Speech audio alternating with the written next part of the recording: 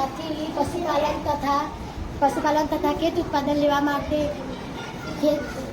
માટે ગ્રામજનોની સમસ્યા છે.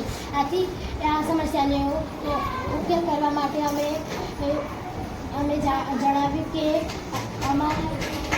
અમારી જમીન પથરાળ છે, તેથી વરસાદનું પાણી જમીનમાં સંગ્રહાતું નથી. આથી ભૂગર્ભ જળ સ્ત્રોત મળતો નથી, જેથી ખેતી તથા પશુપાલન દ્વારા પાણીની તંગી હોવાથી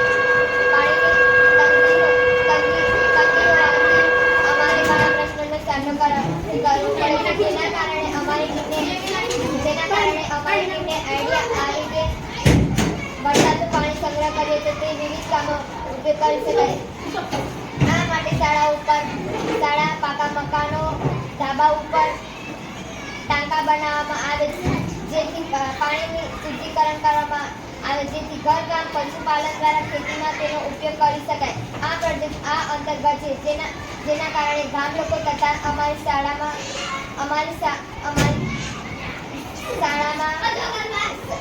વિકસાવી શક્યા છીએ, જેનો અમને ઘણો ફાયદો થયો છે.